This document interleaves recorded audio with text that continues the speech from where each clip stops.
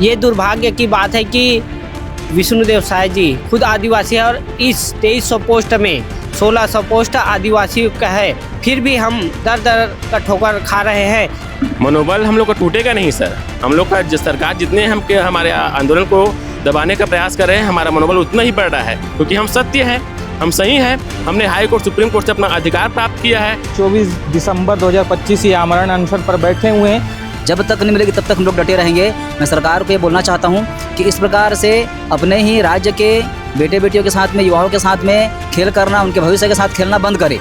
बोलते हैं कि बेटी पढ़ाओ बेटी बचाओ।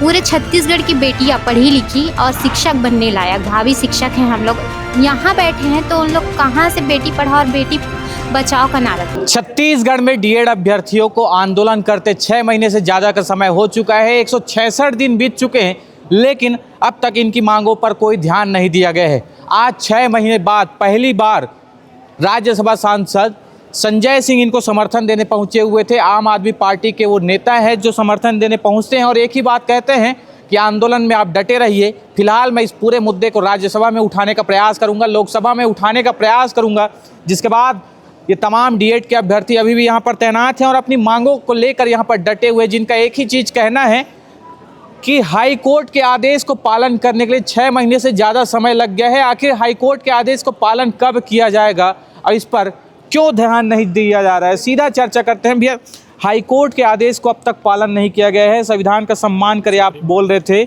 और उद्देशिका लेकर बैठे हुए थे सुप्रीम कोर्ट का।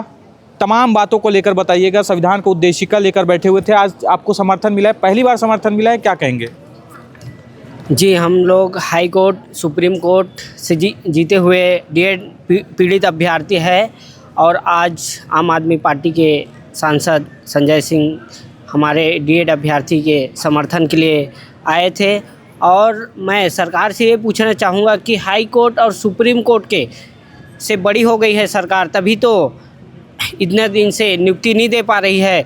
और ये दुर्भाग्य की बात है कि विष्णुदेव साय जी खुद आदिवासी है और इस 2300 पोस्ट में 1600 पोस्ट आदिवासी का है, और ये भर्ती केवल और केवल आदिवासी क्षेत्र के लिए निकला था, बस्तर एवं सरगुजा संभाग के लिए, फिर भी हम दर दर का ठोकर खा रहे हैं। 167 दिन से यहाँ पर बैठे हुए हैं, 2 बार जेल से भी आ गए, भीख मांगे हमने और ना जाने बहुत सारे गतिविधियाँ की सरकार को जगाने के लिए, फिर भी सरकार हमारे ऊपर ध्यान नहीं दे रही है। और गजेंद्र यादव का बहुत बार मीडिया बाइट आता है कि समय अवधि अधिक हो गया है। मैं सरकार से ये पूछना चाहता हूँ कि समय अवधि किसके हाथ में है? एक सरकार के हाथ में है और जो विभाग के कर्मचारी हैं उसके हाथ में है। हमारे जो डीएड अभ्यर्थी उनकी कोई गलती नहीं है, फिर भी सरकार अभी तक ध्यान नहीं दे रही है इस भर्ती पर। निश्चित ही सरकार ध्यान नहीं दे रही है। आप देख रहे होंगे कि 24 दिसंबर 2025 ये आमरण अनशन पर बैठे हुए हैं, लेकिन इनका जो भर्ती प्रक्रिया है वो 2023 में हुआ था। सहायक शिक्षक का जो लंबित भर्ती प्रक्रिया है वो अब तक अटका हुआ है और इस बीच 6 महीने से ये बैठे हुए हैं। 6 महीने में 166 दिन हो चुका है और ये डीएड अभ्यर्थी हैं रामेश्वर साहू, जिनका आप तस्वीर देख रहे होंगे। स्थिति देख लीजिए, यहीं पर हम कुछ दिन पहले उनसे बातचीत किया करते थे, लेकिन अभी ऑपरेशन के बाद वो हॉस्पिटल में हैं और स्थिति आपको काफ़ी गंभीर नज़र आ रही होगी। भैया, लगातार 6 महीने से डटे हुए हैं, अब तक सरकार आपकी ओर ध्यान नहीं दे रही। मनोबल कितना मजबूत है? ये मनोबल टूटने लगा है। मनोबल हम लोग का टूटेगा नहीं सर। हम लोग का सरकार जितने हमारे आंदोलन को दबाने का प्रयास कर रहे हैं, हमारा मनोबल उतना ही बढ़ रहा है, क्योंकि हम सत्य हैं, हम सही हैं। हमने हाई कोर्ट सुप्रीम कोर्ट से अपना अधिकार प्राप्त किया है, तो हम अपना अधिकार लेकर रहेंगे। सरकार को मैं बताना चाहता हूँ कि हम यहाँ वहाँ का बात ना करें, हमें चुपचाप 2300 पदों पर नियुक्ति दी। अगर वो नियुक्ति नहीं देगी तो अभी आने वाले चुनाव में हम उनको बता देंगे कि हम क्या चीज़ है। सरकार समझ ली। सरकार जो है ना बार बार बोल रहा है कि हमने 5वां लिस्ट निकाल लिया, 5वां लिस्ट निकाल लिया। आपको 10 लिस्ट निकालना पड़ेगा। क्यों निकालोगे? अभी 2300 पद पूरा बचा है। 10 क्या 12 क्या 15 लिस्ट निकालोगे आप? आपको एक एक पदों में भर्ती लेना पड़ेगा। आपको मैं बता देता हूँ। मैं सरकार का जो बयानबाजी आता है कि आप लोग अपना धरना ख़त्म करो, आपके लिए कुछ सोच रहे हैं, आपके लिए 5000 पद निकाल रहे हैं। मैं खुद 40 साल का हो रहा हूँ, मैं और कितना पढ़ूँगा? मैं स्वयं पढ़ूँ कि अपने बच्चों को पढ़ाऊँ? मैं सरकार से मैं पूछना चाहता हूँ, कब तक पढ़ेगा आदमी? क्या उन लोगों का फैमिली नहीं होता उन लोगों का? इसलिए मैं सरकार को चुनौती देता हूँ कि चुपचाप हमको नियुक्ति दे और हमें यहाँ से विदा करें। धरना शिथिल किए थे बीच में कुछ समय, क्या कोई लाभ मिला? सरकार की ये सोची समझी साजिश थी, क्योंकि उस समय हम लोग का अनशन चल रहा था, सरकार डर गया था, पूरा दबाव में आ गया था, तो सरकार ने चाल चला हम डीएड साथियों से, और वहाँ से 2 बिचौलिए आए, क्या बोलते हैं उसको, DPI से। उन्होंने कहा कि हम आप लोग का काम हो रहा है, आप लोग को बहुत जल्द नियुक्ति मिल जाएगा, आप लोग धरना मतलब जो अनशन है बंद कर दो। ये बात है मतलब जनवरी की बात है। अचानक से शिक्षा मंत्री और CM साहब और क्या बोलते हैं वो शिक्षा सचिव का मीटिंग हुआ, उसमें ये लोग क्या फैसले लेते हैं कि हम 2023 की भर्ती समाप्त कर देते हैं। ये हमारे लिए उस दिन पेट और पीठ पर छुरा घोंपने के बराबर था सर। सरकार हमारे साथ विश्वासघात किया है, इसको कुछ सुशासन का सरकार नहीं, इसको ना विश्वासघाती की सरकार बोलना चाहिए इनको।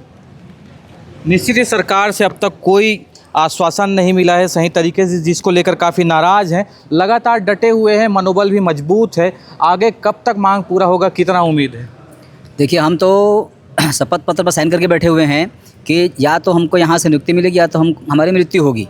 तो हम लोग जब तक हमको नियुक्ति नहीं मिलेगी तब तक हम लोग यहाँ पर डटे रहेंगे। समय सीमा कोई निश्चित नहीं है, जब तक नहीं मिलेगी तब तक हम लोग डटे रहेंगे।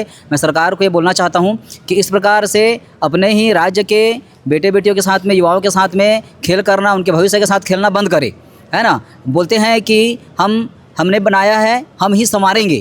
तो ये हमने बनाया, हमने संवारेंगे नहीं, हमने बिगाड़ेंगे नारा होना चाहिए उसको, है ना भाई। क्या संवार रहे हैं बताइए? हमारी ज़िंदगी को संवार रहे हैं क्या वो लोग? अपने ही राज्य के बेटे बेटियों की ज़िंदगी को बर्बाद कर रहे हैं, तो कैसा संवारना हुआ, है ना। सुशासन त्यौहार मना रहे हैं बोलते हैं, तो यही है क्या सुशासन उनका? किसी को कोर्ट के आदेश के बाद भी उसका हक न देना, 6-6 महीने तक धरना में बैठे हुए फिर भी उनके सूद न लेना, उनकी बातें न सुनना, गुमराह करना, झूठ बोल करके उनके धरना को तोड़ने का प्रयास करना, इस प्रकार से कर, ये सुशासन में आता है उनका, है ना भाई। और संवारेंगे बोलते, ये संवार रहे हैं क्या? संवारना किसको बोलेंगे भाई, है ना। हमको हमारा हक नहीं मिल रहा है, अधिकार नहीं मिल रहा है, धरना में बैठना पड़ रहा है, तब वो लोग किस मुँह से बोल रहे हैं कि संवार रहे हैं करके? तो ये सिर्फ एक नारा है, एक विज्ञापन है उनका, विज्ञापन के सिवा कुछ नहीं है। अभी सुशासन का बड़े बड़े होल्डिंग लगाए हुए हैं, है ना, उसमें लाखों करोड़ों रुपया खर्चा कर दे रहे हैं, और एक दिन वो होल्डिंग सब फट के फेंका जाएगा, तो वो उनको अच्छा लगेगा उनको। लेकिन हमारा जो ज़िंदगी को बना देंगे, हम जिस स्कूल में पढ़ाएंगे उस बच्चों को पढ़ाएंगे तो बच्चों का भविष्य बनेगा, वो उनको अच्छा नहीं लग रहा, उनको पसंद नहीं आ रहा है, इसलिए हमको नियुक्ति नहीं दे रहे हैं। और बेकार के विज्ञापन फैला रहे हैं, बेकार का खर्चा कर रहे हैं, उसके लिए उनको अच्छा लग रहा है, पैसा को बर्बाद कर रहे हैं राज्य का, है ना। और अपने राज्य के बच्चों के भविष्य को बनाने के लिए पैसा खर्चा नहीं कर सकते। तो मैं सरकार को बोलना चाहता हूँ कि इस प्रकार से ढोंग करना बंद करे, और जो लीगल काम है, जो ओरिजिनल काम हो करके हमको दिखाए, तब हम मानेंगे इनको सुशासन है बोल के। नहीं तो केवल सिर्फ विज्ञापन है, विज्ञापन के अलावा कुछ नहीं है। सुशासन में किसी का समाधान नहीं हुआ है अभी तक, केवल फॉर्मेलिटी है बस, एकदम किसी का समाधान नहीं हो रहा है उसमें, केवल विज्ञापन बस फैला रही है। तो मैं बोलना चाहता हूँ कि विज्ञापन फैलाना बंद करे और लीगल काम करके हमको दिखाए, तब हम मानेंगे कि सुशासन त्यौहार है बोल के, और आने वाले समय फिर हम उनको वोट देंगे हम लोग। नहीं तो आने वाले चुनाव में वो ये मान के चले कि उनका पत्ता साफ है। मैं ये खुला चुनौती देता हूँ गवर्नमेंट को, है ना। अगर वो आने वाले समय में फिर अपना सत्ता चाहती है तो युवाओं के साथ में खेलना बंद करे, युवाओं के भविष्य के साथ खेलना बंद करे, है ना। जो लीगल काम है उसको करे, जो ओरिजिनल काम है उसको करके दिखाए, तभी हम मानेंगे इनका सुशासन चल रहा है करके। निश्चित ही लीगल काम को करके दिखाइए कह रहे हैं। काफ़ी बात कह दी है कि अगर हम यहाँ पर उठेंगे तो मौत हो जाएगा तब, या तो नियुक्ति मिलेगा तब। और यही कारण है कि एक तस्वीर सामने सीधा आपको नज़र भी आ रहा होगा। लेकिन अभी तक क्या आपके मंच में और कोई नेता पहुँचे थे जो आश्वासन दिए हैं, या लोकसभा या राज्यसभा में अपनी बातों को पहुँचाने की बात किए होते? जी, सरकार जिनकी है उनमें से कोई मंत्री तो अभी तक यहाँ पे नहीं आए हैं। और हमारे साथियों में से जब जाते हैं मैं किसी पार्टी विशेष की बात नहीं करूँगा, लेकिन जिन भी विधायकों के पास हमारे साथी जाते हैं, हम जाते हैं तो, और हम अपनी बात को रखते हैं, तो उनके जो विधायक हैं और उनके जो कार्यकर्ता हैं, चाहे किसी भी पार्टी के हो, वो उनका समर्थन हमारे साथ होता है। वो कहते हैं कि हमारी मांग जायज़ है, लेकिन ज़मीनी स्तर पे ये लागू होते हुए दिखाई नहीं दे रहे हैं। ये हमारे लिए बड़ी दुखद बात है कि 166 दिन हो गए और हम अभी तक यहाँ पे बैठे हैं। और आज हम यहाँ पे उपस्थित हैं हमारा समर्थन करने के लिए, हमारी आवाज़ को बुलंद करने के लिए राज्यसभा सदस्य माननीय संजय सिंह जी भी आए। हम उनका भी शुक्रिया अदा करते हैं कि कम से कम उनके ज़रिए ही सही सरकार तक हमारी बात और गहराई से पहुँचे और आगे ये जो प्रक्रिया है हमारी नियुक्ति की वो जल्द से जल्द हो, ऐसी आशा करते हैं। निश्चित ही आगे प्रक्रिया जल्द से जल्द हो, ये आशा है। लेकिन एक तरफ देखेंगे नारी शक्ति का बात होता है, तमाम नारी शक्ति बैठी है। क्या उम्मीदें हैं आपको? आपकी आवाज़ कब तक दिल्ली तक पहुंचेगी? क्योंकि राज्यसभा में उठने की बात कही गई है और सांसद आज पहुंचे हुए थे। हमारी बात कब तक पहुंचेगी दिल्ली ये तो नहीं पता, लेकिन हमारे छत्तीसगढ़ में जो सरकार है वो बोलती है कि सुशासन की सरकार है और सुशासन त्यौहार चला रही है, गांव-गांव जा रही है। लेकिन हम वहाँ जो रहते हैं वहीं पे बैठे हैं, वहाँ तो आ नहीं पा रहे हैं, तो कहाँ जाके सुशासन का परिचय देंगे, कहाँ अपना त्यौहार चलाएंगे, ये बताइए। बोलते हैं कि बेटी पढ़ाओ बेटी बचाओ, पूरे छत्तीसगढ़ की बेटियाँ पढ़ी लिखी और शिक्षक बनने लायक भावी शिक्षक हैं हम लोग, यहाँ बैठे हैं, तो उन लोग कहाँ से बेटी पढ़ाओ और बेटी बचाओ का नारा देते हैं। मेरे को यही समझ नहीं आता है।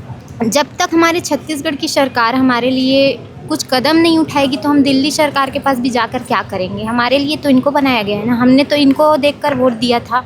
आगे क्या करेगी? हम लोग तो यहाँ पे जितने भी नेता मंत्री हैं, एक एक नेता मंत्री विधायक सबसे मिले हैं सर, हम लोग कई बार गए हैं, आए हैं, लेकिन उन लोग बस आश्वासन देते हैं कि आप लोग का काम हो रहा है। लेकिन 6 महीना हो गया यहाँ बैठे बैठे, कब हो रहा है हमारा काम कि और हम लोग को 1 साल बैठा के रखेगी? ये तो सरकार की मंशा जाने वो क्या करना चाहती है हम लोग के साथ। बस मैं यही कहना चाहती हूँ कि ये जो सरकार है वो अपना सुशासन का परिचय दे और बेटी बहू जो हैं अपने घर को छोड़ के यहाँ पे बैठे हुए हैं उनको जल्द से जल्द नियुक्ति दें। निश्चित ही जल्द से जल्द नियुक्ति दें।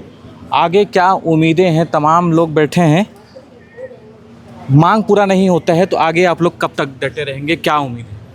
सर हम तो नियुक्ति के लिए बैठे हैं और जब तक हमें नियुक्ति नहीं मिलेगी तब तक हम यहाँ से उठने वाले तो नहीं हैं। बस मतलब सरकार से प्रार्थना करते हैं सर कि हमें जल्द से जल्द नियुक्ति दें, क्योंकि देखिए हम बेटियाँ हैं यहाँ पर मतलब बैठी हैं और सरकार का नारा है कि बेटी बचाओ बेटी पढ़ाओ।